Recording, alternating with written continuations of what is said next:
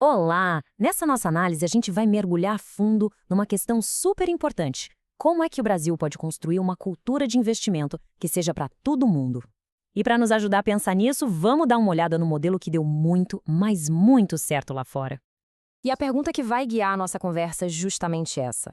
Sabe, por que, num país com tanto potencial como o nosso, a ideia de botar o dinheiro para render no mercado financeiro ainda parece uma coisa tão distante para a maioria das pessoas? E olha só, este gráfico já mostra de cara o tamanho do nosso desafio. No Brasil, só 2,5% da população tem ações diretamente. Agora compara com a Suécia, 22%. Essa diferença é gigantesca. É o que a gente pode chamar de o grande abismo do investimento. E é exatamente isso que a gente vai explorar hoje. Bom, para começar, vamos focar na situação do Brasil hoje para a gente entender bem de onde estamos partindo. A realidade é a seguinte: para muita gente, o planejamento financeiro para na poupança. E não que guardar dinheiro seja ruim, claro que não, mas o fato é que esse dinheiro fica ali parado e não necessariamente trabalhando para gerar mais riqueza no futuro. E os números não mentem. Além daqueles 2,5% em ações que a gente já viu, só uns 4 a 5% da população investe em outras coisas, tipo fundos ou títulos privados. Esses números mostram bem o tamanho da jornada que a gente tem pela frente. Mas por que esses números são tão baixos? Pelo que as fontes indicam, a resposta está em dois fatores principais. Primeiro, a educação financeira, que ainda precisa melhorar muito. E segundo, aquela sensação de que investir é um bicho de sete cabeças, uma coisa só para especialista, sabe? Agora vamos virar a chave. Vamos dar um pulo lá na Suécia para entender como eles conseguiram criar uma cultura onde investir é algo super comum e acessível para a população. O caso da Suécia é incrível não só pelos números altos. É um exemplo de como a inclusão financeira pode funcionar na prática, transformando o ato de investir em parte do dia a dia das pessoas. Agora, se preparem para um número que realmente impressiona: 70%. Pode parecer só um número, mas, nossa, ele representa uma mudança total de mentalidade sobre o que significa fazer parte da economia. E aqui está a explicação. 70% dos adultos na Suécia estão no mercado de capitais por meio de fundos de investimento. Isso mostra como o investimento está totalmente integrado na sociedade, principalmente por causa do sistema de previdência deles. E não para por aí, não. Tem outro número que, quando a gente compara com o Brasil, é de cair o queixo: 22%.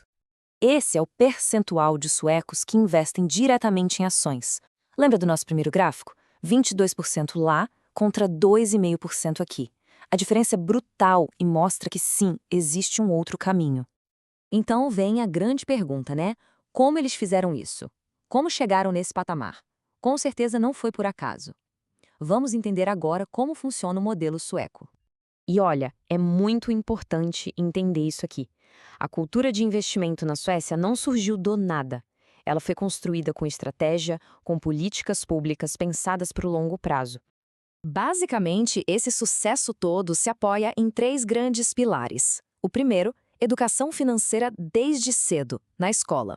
O segundo, uma integração muito forte entre o sistema de previdência e o mercado de ações. E o terceiro, que talvez seja o que faz a maior diferença no dia a dia, incentivos fiscais diretos para quem poupa e investe. E um exemplo perfeito desse terceiro pilar é o tal do ISIC. Pensa assim, é como se fosse uma conta de investimento super simplificada, com impostos bem mais fáceis de entender e de pagar. A meta é clara: tirar a complicação da frente e fazer com que investir seja a coisa mais fácil do mundo para qualquer pessoa. Beleza, a gente entendeu o modelo da Suécia, mas agora tem a parte principal. Como é que a gente pega essas lições e constrói uma ponte para a nossa realidade aqui no Brasil? A boa notícia é que o Brasil não está começando do zero, viu? Já tem uma base importante sendo construída, como o Programa Educação Financeira na Escola, que é uma parceria entre o MEC e a CVM. O desafio agora é construir em cima disso. Então, como a gente pode acelerar essa mudança? A sugestão é um caminho bem prático com 3 passos. Primeiro, criar uma conta de investimento simplificada inspirada nesse ISK da Suécia. Isso acabaria com aquela dor de cabeça de imposto complexo que afasta um monte de gente. Segundo, levar a prática para dentro da escola. Já imaginou que legal? Clubes de investimento onde os jovens aprendem a investir com pouco dinheiro, de forma segura, com a ajuda de fintechs. E terceiro, e talvez o mais importante, capacitar quem ensina, os professores. Eles precisam de preparo para conseguir explicar o que é renda variável, sabe, ações, fundos, esses investimentos que sobem e descem, de um jeito simples, direto e sem mistério. E assim a gente vai chegando ao final com uma mensagem bem clara. Tudo começa com o primeiro passo. Uma mudança de cultura como essa acontece com ações concretas, por menores que pareçam. E tem uma frase que resume essa ideia perfeitamente. Não adianta ficar esperando uma grande revolução. É entender que as atitudes e as decisões que a gente toma hoje são as que vão construir o amanhã. No fim das contas, não importa se é uma política do governo, uma iniciativa na escola ou a decisão de uma pessoa de começar a aprender. Cada movimento conta. É a soma de todos esses pequenos passos que constrói uma cultura forte e leva a um futuro com mais autonomia e prosperidade para todo mundo. E a gente encerra com essa reflexão. Olhando o exemplo da Suécia e todo o potencial que o Brasil tem, a questão não é se a mudança é possível, mas como a gente vai construir essa mudança. O futuro financeiro do Brasil está sendo escrito agora.